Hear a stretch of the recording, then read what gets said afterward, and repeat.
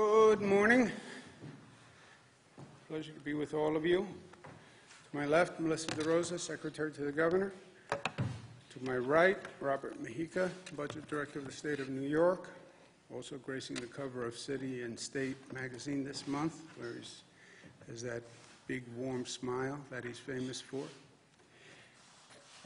Today is day 95 of the situation dealing with the coronavirus pandemic, and it is day 10 of the situation dealing with the civil unrest after the murder of Mr. Floyd that we all saw on TV.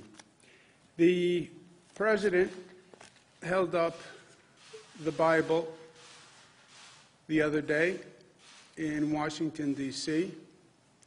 Here in New York, we actually read the Bible, and there are some passages that I think are especially appropriate for today and this time of where we are. Blessed are the peacemakers, for they will be called children of God.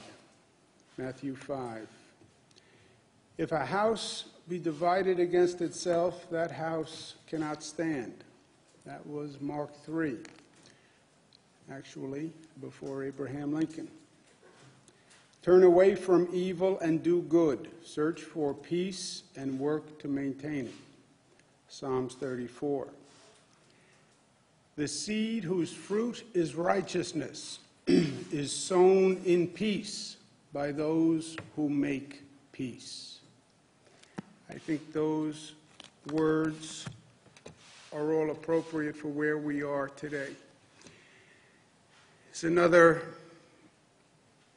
quote that I think is applicable to where we are today. You can't use the military as a political weapon. You remember who said that? I said that. There's another quote. The option to use active duty forces in law enforcement, use forces in a law enforcement role, should only be used as a matter of last resort, and only in the most urgent and dire of situations. We are not in one of those situations now. I do not support invoking the Insurrection Act. Do you know who said that? Secretary of Defense Mark Esper, appointed by President Trump. You can't set fire to the house and then claim you are the one trying to put out the flames. Do you know who said that? You guys are not well read. That I can tell you. A.J. Parkinson said that. Last night we had continued protests across the state, but there are two very different situations that are going on, and we have to keep them separate, and we have to address them as separate situations because they are night and day. One is protesting, and the other is looting.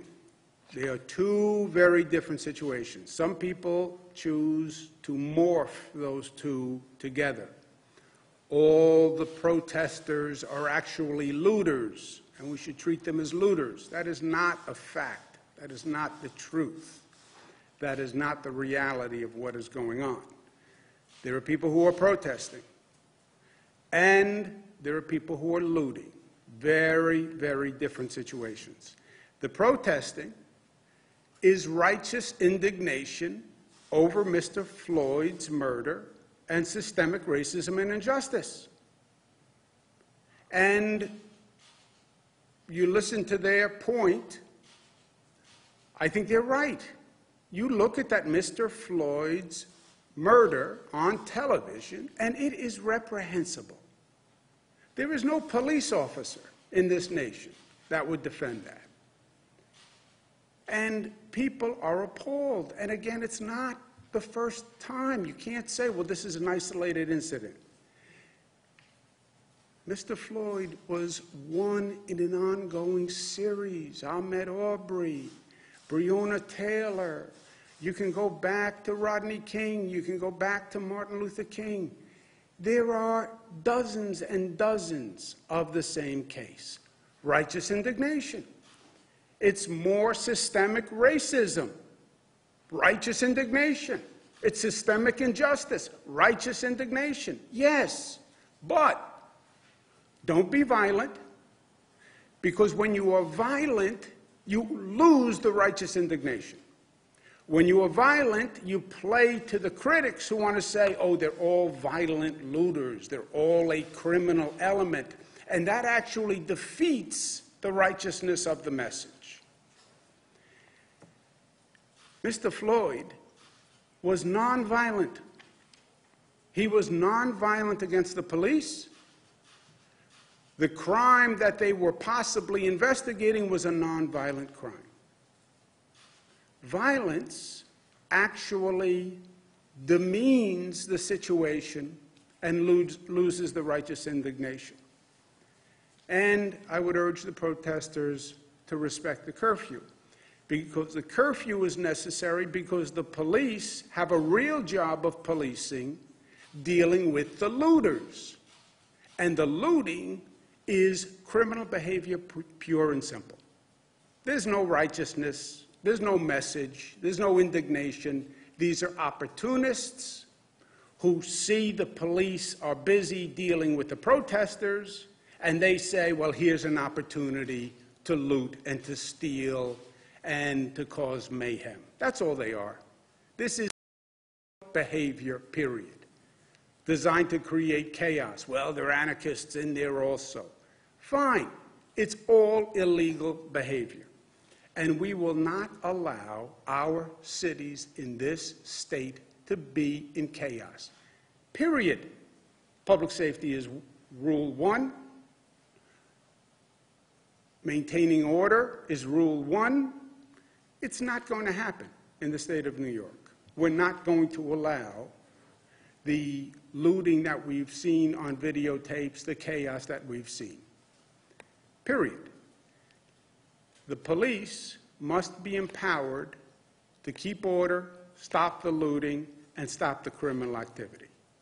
Distinguish between the protesters and the looting. Yes, you have police action which is necessary to work with the protesters, but the police have to be there and be empowered to stop the looting and the chaos and the criminal behavior that people are trying to exploit this moment for their own selfish criminal purposes. And the police have to be able to do their job. And the police have to be supported in being able to do their job. I've sent New York State Police to cities to deal with these protests. They have to have the right numbers. They have to be empowered to do their job. And we've had protests again last night all across the state. I want to applaud the local police who have done a great job. I want to applaud the state police who have done a great job. The protests were mainly peaceful all across the state.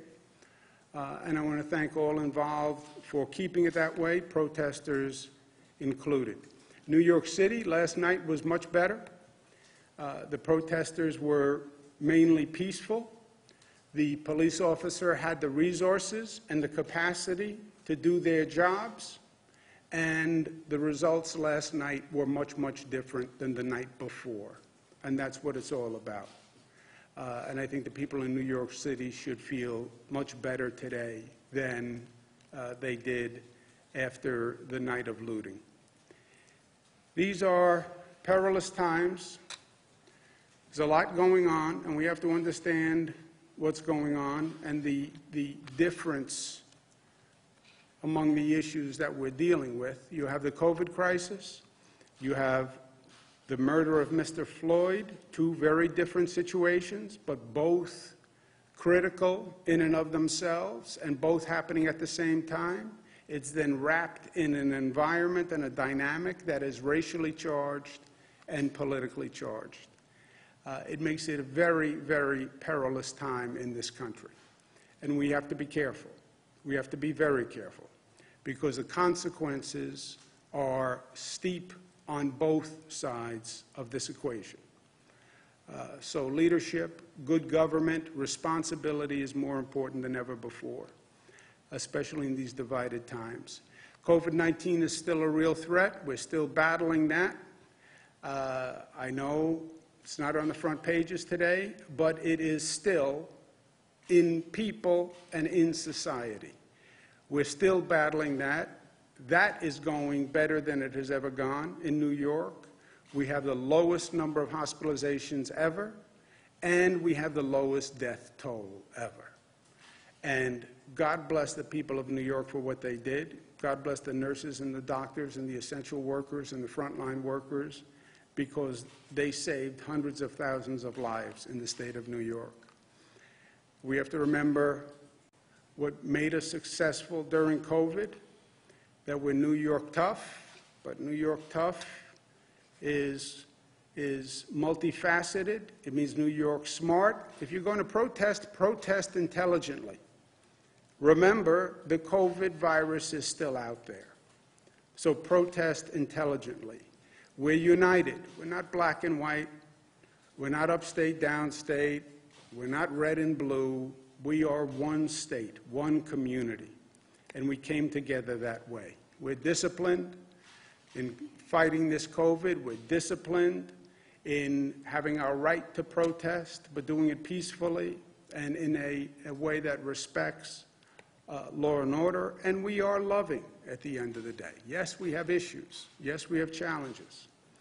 But we've shown how good we can be as a community and how much we respect one another and the sacrifice we're willing to make for one another.